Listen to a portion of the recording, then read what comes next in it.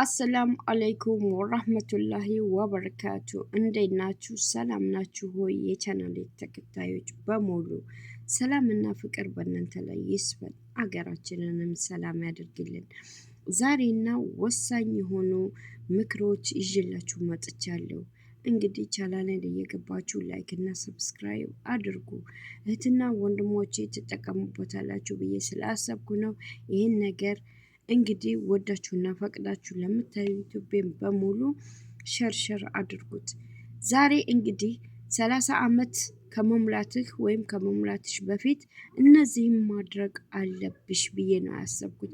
ምክንያቱም ከተሞክሮ የተነሳ ብዙ ነገር ስለሚደርስ ይህን ነገር በልጅነት እድሜያችሁ ብታደርጉ፣ በወጣትነት ብታደርጉ የወደፊት ጉልበታችሁ ሲደክም፣ አቅማችሁ ሲያንስ፣ ነገሮች ሁሉ እንዳሰባችሁ ሳይሆን እድሜ እየገፋ በመሄድ ሰዓት ራሳችሁን ይቆጫችኋል ብዬ ስላሰብኩ ነው። በተለይ የመዳም ቅመሞች፣ አንደኛ ሀሳቦቻችሁን በጽሁፍ ለመግለጽ ተለማመዱ። ይሄ ነገር ሀሳብን በጽሁፍ መግለጽ በጣም እኔ ራሱ የምጠቀምበት ነገር ነው። ዛሬ ያሰብኩት ሀሳብና ነገ ከነገ ወዲያ የማስበው ሀሳብ አንድ አይደለም። ስለዚህ ይህን ነገር ሀሳባችሁን በጽሁፍ መግለጽ በጣም ለእናንተ ጥሩ ነው ብዬ አስባለሁ። ሁለተኛ አመጋገባችሁን መቆጣጠር አለባችሁ። በእውነቴ ነው። ድሮ ምግብ፣ ስጋ፣ አትክልት ምናምን ሙዝ፣ ብርቱካን ስንበላ ብንውል ለሰውነታችን ጠቃሚ ነው ብለን ስለምናስብ እናግበሰብስ ነበረ። ግን እኛም መብላታችን ነው እንጂ ለሰውነታችን ምን አይነት ሳይድ ኢፌክት እንደሚያመጣ ብዙዎቻችን አናቅም ነበረ። ስለዚህ እንደውም የምግብ እጥረት ይኖርብናል ብለን ስለምናስብ ያገኘነውን ነገር እንበላለን። አሁንም ብዙዎቻችን እንደዚህ እና አላስፈላጊ ፋት፣ አላስፈላጊ ውፍረት፣ አእምሮ መዛግ፣ የምግብ መብዛት አእምሮ መዛግ እያመጣ ነው። ድሮ አሁን ራሱ የድሮዎቹና የአሁኑ ራሱ ብዙ ለውጥ አለ። አሁን ረጅም እየተሰራ ነው። ምግብ የሚቀነስበት ሰዓት ነው። ምክንያቱም አእምሮችንን እየደፈነው ነው። ብዙ በበላን ቁጥር ብዙ መስራት አንችልም፣ ብዙ ማሰብ አንችልም። ስለዚህ ይሄን ነገር አብዛኛውን ጊዜ ምግብ ከ30 ዓመት በፊት እንዲህ አይነት ልምድ ካካበታችሁ በቀን አንድ ጊዜ፣ በቀን 2 ጊዜ የሆነ ጠራ ያለ ነገር ምግብ መብላት ከለመዳችሁ ወደፊት ለህይወታችሁም፣ ለሰውነታችሁም፣ ለአእምሮአችሁም ተጽዕኖ አይሰጥም። ስለዚህ ይህን ነገር ተጠቀሙበት። ያገኛችሁትን ሁሉ ምግብ አትብሉ ማለቴ ነው። ሶስተኛ የቻልከውን ያህል መጓዝ አዳዲስ ነገሮች ላይ ተወያይ።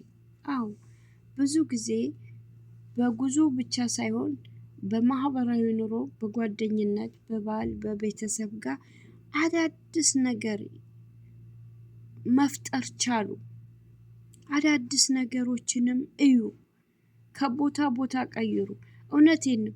እኔ አሁን ለምሳሌ መዲና ሙነወራ ሁኔ የመዲና ኑሮ ለምጄ መካ ስመጣ የተለየ ኑሮ ነው።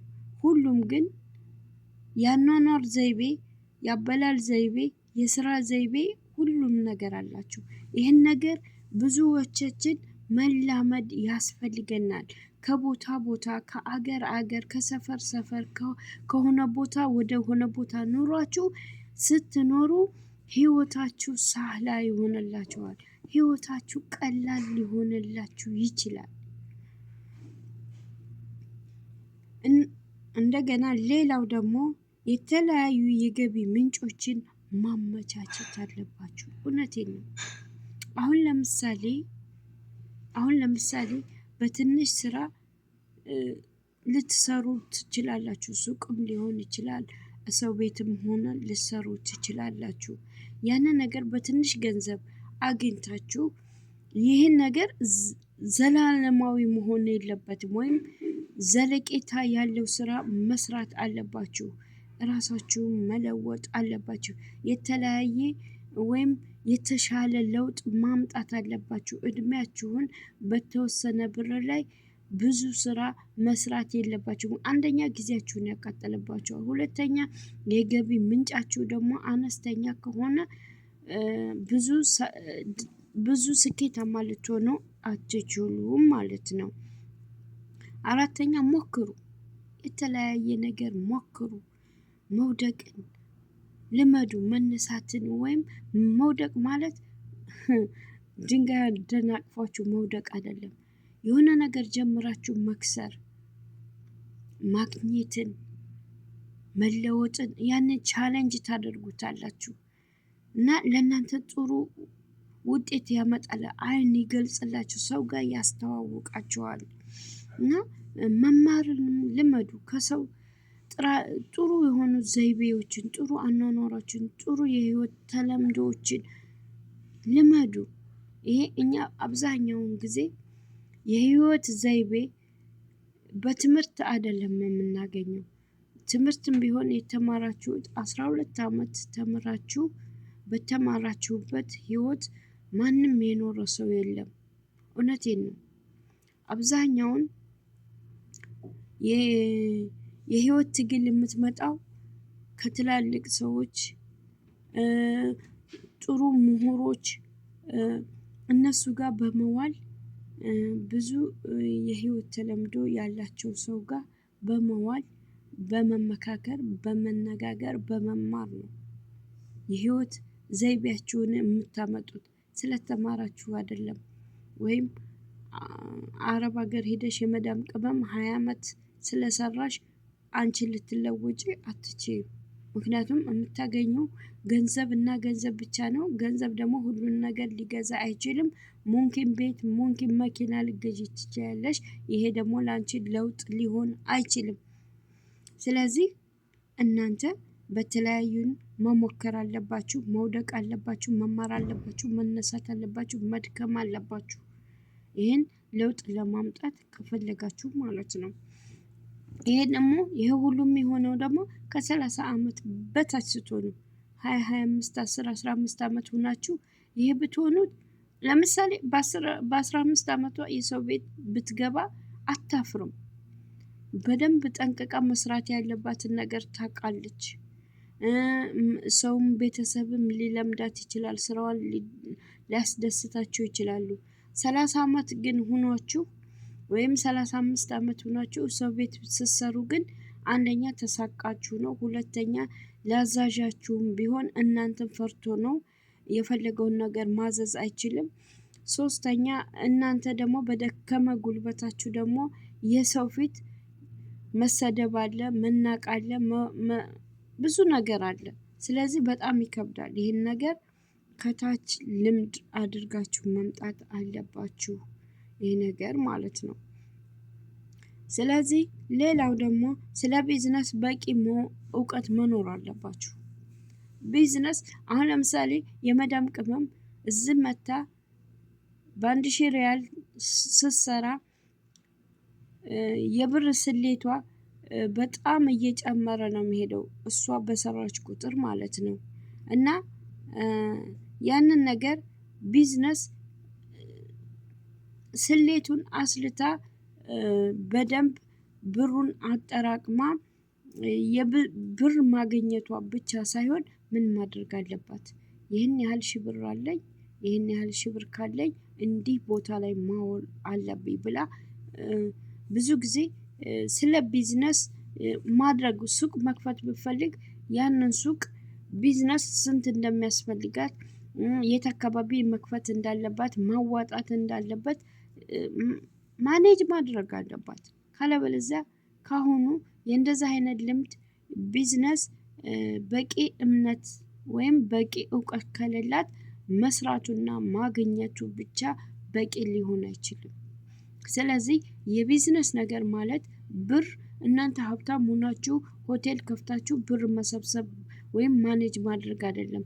ወይ ካላችሁበት የብር የተነሳ ሰው ቤት የሚሆን ሰርታችሁ በሪያል ያገኛችሁትን ነገር ቢዝነሳችሁ ስለ ቢዝነሳችሁ እውቀት ማግኘት አለባችሁ ብዬ ነው የማስበው። ሌላው ደግሞ የመግባባት ክህሎትን ማሳደግ። ይሄ ነገር በጣም በጣም የምመክራችሁ ነገር ብዙ ጊዜ በተለይ በኢትዮጵያውያኖች ላይ ማንኛውም ሰው ከማንኛውም ሰው ጋር ከማንኛውም ብሔር ጋር ከማንኛውም ማንነት ጋር መግባባት ክህሎት ማሳደግ ነው። ይሄ ራሱ ከ30 ዓመት በታች ብቻም ሳይሆን ከ30 ዓመትም በላይ ሆናችሁ የመገናኘት ወይም ሰውን የመተዋወቅ ሰውን አትራክት ለማድረግ ሰውን ለመሳብ ሰውን ለመግባባት ይሄ ትልቁ መሳሪያ ነው። ተጠቀሙበት፣ አትፍሩ። ማንኛውም ሰው ጋር ግልጽ ሆናችሁ መግባባት ለእናንተ ለህይወታችሁ ተጽዕኖ አለው። ሌላውና የመጨረሻው ነገር ራስህ ላይ ማተኮር፣ መስራት፣ ራስህን ሰርች ማድረግ፣ ምን እንደምፈልግ፣ ምን እንደምትወድ፣ ምን መሆን እንዳለብህ፣ ምን ማግኘት እንዳለብህ፣ ምን ማድረግ እንዳለብህ እራሳችሁን አትኩራችሁ እዩ። እራሳችሁን አንብቡት። እራሳችሁን ጥሞና ቦታ ሰጥታችሁ አዳምጡት። ይህን ነገር ፊሊንጋችሁን ይነግራችኋል። በተለይ ከ30 ዓመት በታች ሆናችሁ እድሜያችሁ የምትፈልጉትን ነገር ይነግራችኋል። እራሳችሁ ላይ ሰርች አድርጉ። እራሳችሁ መሆን የምትፈልጉትን አዳምጡት፣ ንገሩት፣ ልባችሁ ጋር ተማከሩ። ይህንን ማድረግ ከቻላችሁ ከ30 ዓመት በታች ሆናችሁ ይህን ነገር 8 ነገር ዘርዝሬያለሁ። 8ቱን አትኩራችሁ ካያችሁት ይሄ ነገር ከ30 ዓመት በላይ ስትሆኑ ለእናንተ ጥሩ ስኬታማ ጥሩ ሰው ጥሩ እድል ይፈጽምላችኋል ብዬ ስላሰብኩ ነው። ከህይወት ተሞክሮ ያገኘሁትን እየመከርኳችሁ ነው። እንግዲህ ትወዱታላችሁ፣ ትጠቀሙበታላችሁ ብዬ ስላሰብኩ ነው። በሌላ ቪዲዮ እስከምንገናኝ አሰላሙ አለይኩም ወራህመቱላሂ ወበረካቱ።